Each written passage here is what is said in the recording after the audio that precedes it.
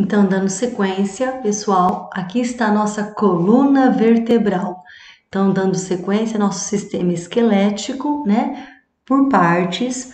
Nossa coluna vertebral, ela se divide em várias regiões.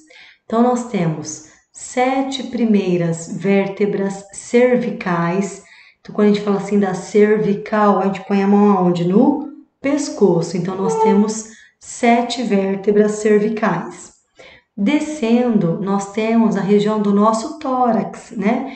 Então, são 12 vértebras torácicas. Descendo, 5 vértebras lombares. Ah, eu tô com uma dor na minha lombar.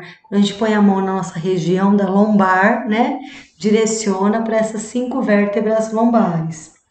Descendo, nós temos 5 vértebras sacrais, nossa região sacral envolve a nossa pelve, tá?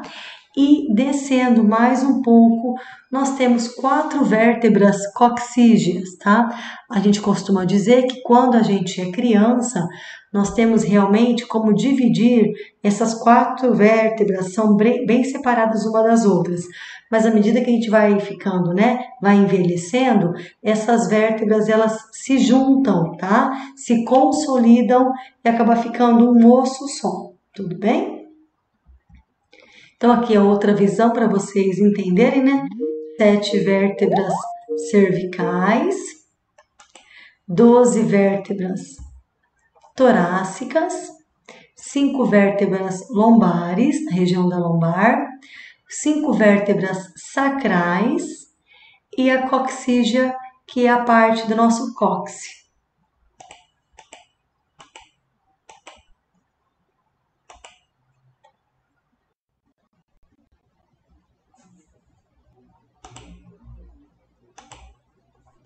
Então, aqui, nossa coluna cervical, formada então por 7 primeiras vértebras, que vão da base da cabeça, então aqui vem a cabeça do sujeito, até o fim do pescoço. Então, a gente conta 7 vértebras, tá?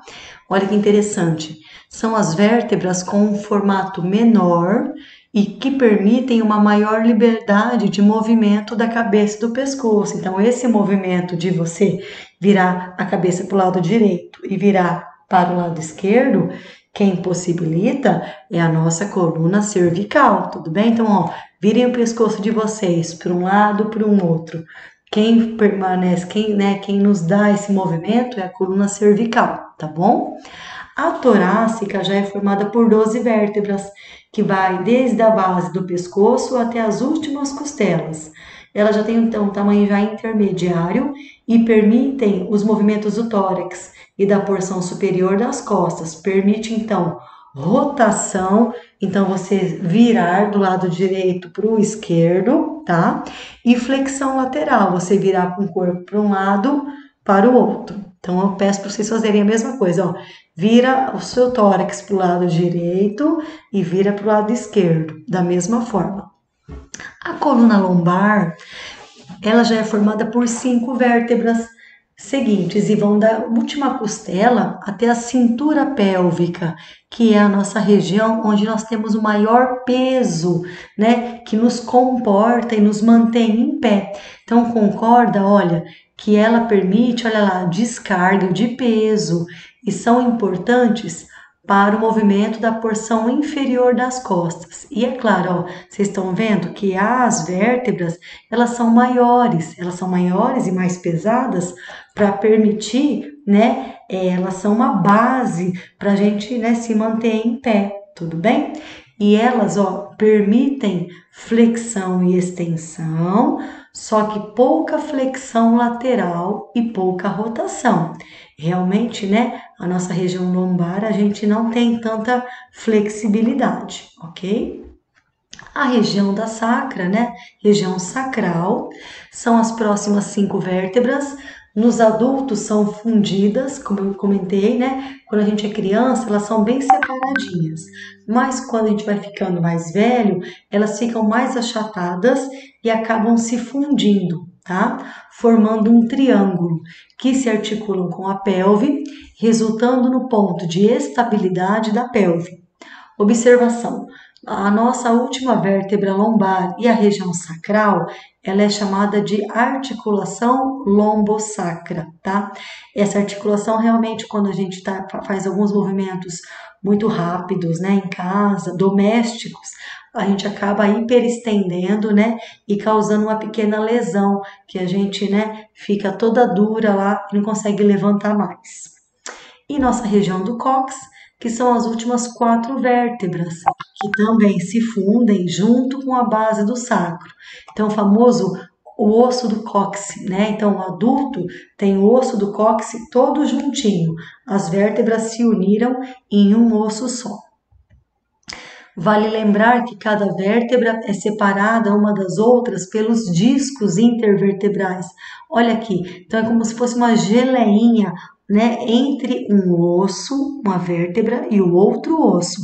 Então essa geleinha, ela é importante porque ela mantém o quê? Né? Aquela pressão protege uma vértebra contra as outras vértebras. E é interessante porque à medida que a gente vai envelhecendo, a quantidade de água desse disco intervertebral, dessa geleinha, ela vai secando, tá? Então, esses discos intervertebrais são anéis fibrosos e possuem uma massa gelatinosa no centro, conhecida como núcleo pulposo, rico em água e é fundamental para a absorção de impacto pela coluna. Por ser rico em água, o disco, ao receber uma pressão da gravidade, vai desidratando durante o dia. Portanto, é normal estarmos mais altos quando acordamos e mais baixos ao fim do dia, por conta dessa perda de água, tá? Então, por isso que é importante a gente estar sempre, né, nos hidratando corretamente com água. O crânio, vamos lembrar, né, que é o que protege o nosso cérebro, ele possui 3 regiões. O crânio tem a parte superior, tem a parte do nosso rosto, que é a parte anterior, e a mandíbula, que eu comentei com vocês, que é aquele osso móvel, tá? Que ele só é preso no rosto por ligamentos e por músculo. O nosso crânio sofreu a tendência evolutiva de arredondar-se em diversos graus. Ele evoluiu de espesso para delgado e mais leve. Porque isso também, se for, a gente vai ver no próximo slide, né? O crânio do macaco, ele era muito mais grosso, porém o encéfalo, o cérebro, era menor. Com a evolução da espécie, o crânio foi ficando mais fino, porque também o conteúdo do cérebro em si, ele foi aumentando, que é o nosso cérebro dos humanos. Então, a espessura, o tamanho, a configuração mudaram, mas o padrão se manteve perfeitamente reconhecível. Então, aqui é uma visão, né, geral do nosso crânio, os ossos que fazem parte do crânio. Então, nós temos um osso frontal, que é o nosso osso da testa. Os ossos parietais, nós temos o lado direito e esquerdo, são as paredes. Próximo ao ouvido é o osso temporal. Aqui atrás, né, a gente percebe que nossa cabeça ela é redonda, mas ela tem uma descidinha, né, que é a região aqui do nosso osso occipital. Nós temos, ó, na lateral dos olhos, o osso esfenoide, lembrando o osso do nariz, né? Nosso osso nasal, ele é curtinho, então realmente o que faz o formato do nosso nariz, isso aqui é puramente, ó, que você entorta o seu nariz para um lado e para o outro, é cartilagem, tudo bem? Nós temos o osso da face, é a nossa maçã do rosto, é o osso zigomático. Nós temos o osso do maxilar, em cima aqui dos dentes, e a mandíbula, que é o osso mandibular. Então, a nossa caixa torácica, né, que a gente fala muito, que protege, dentro da caixa torácica está quem? Coração, os pulmões, tudo bem? Então, nossa caixa torácica, nós temos o externo, que está pintado em verde. A parte superior é o manúbrio do externo. Nós temos o externo no centro e essa pontinha aqui para baixo, ó, processo xifoide, ou chamado apêndice xifoide também. E aqui os ossos da nossa mão. né? Então, nós temos, ó, partindo aqui do nosso punho, que está em roxo, são vários ossos do carpo.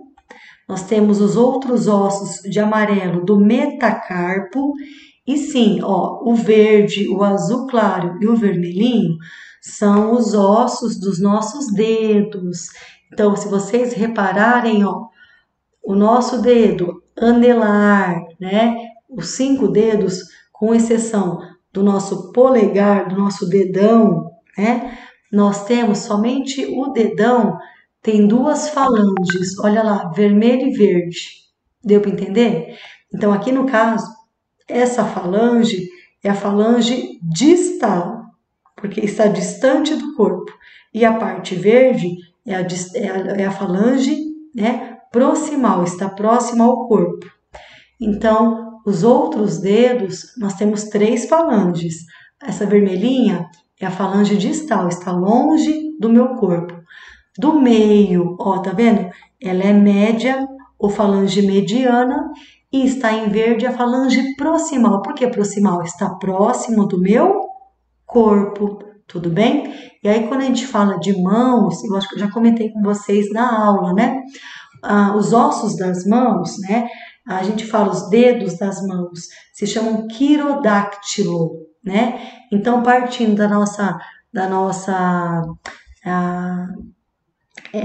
a nossa posição anatômica, né? Lembra que as mãos ficam próximas ao corpo, olhar para o horizonte, né? Então, os nossos dedinhos, vamos supor, é o primeiro quirodáctilo. Então, os dedinhos da mão é primeiro quirodáctilo, tá? Então, aqui é o primeiro, esse é o segundo quirodáctilo, terceiro, quarto e quinto.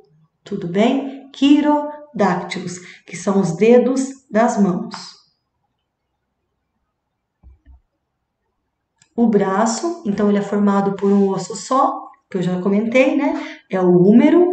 E o nosso antebraço, bem antes do braço, os 2 ossos, una e rádio. Lembrando que o húmero se articula com a cintura escapular, que é chamado ombro, né? O nosso ombro é uma articulação em si, né? Ela é formada, né, através da junção do nosso húmero, do braço, e com a nossa una e o rádio, né? Com o que é o nosso cotovelo.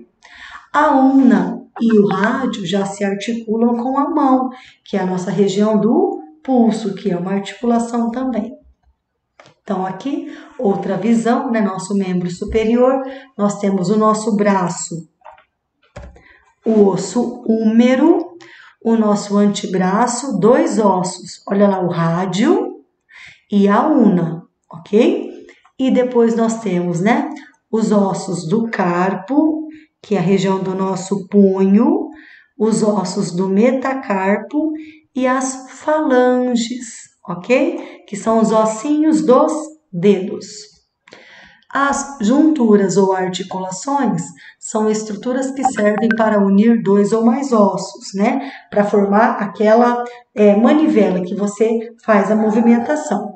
Isso permite com que a gente faça vários movimentos. Então, aqui no desenho, né, eu posso fletir o meu braço para frente ou estender, esticar o braço.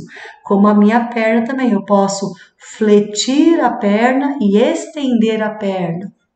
Da mesma forma, né, com a mão, eu posso subir e fletir e estender, né? E aqui são outros movimentos, rotação lateral, quando eu faço aquele giro com o nosso braço, né? Rotação lateral com as pernas. Quando eu afasto os meus braços na minha lateral do corpo, eu promovo, né, movimento de abdução ou abrir. Então, eu abro, né, ó, abdução, aí eu vou voltar para próximo do corpo, adução. Esses são os movimentos muito voltados para a fisioterapia, ok? Então, acabou-se a aula de articulações e sistema esquelético. Boa noite.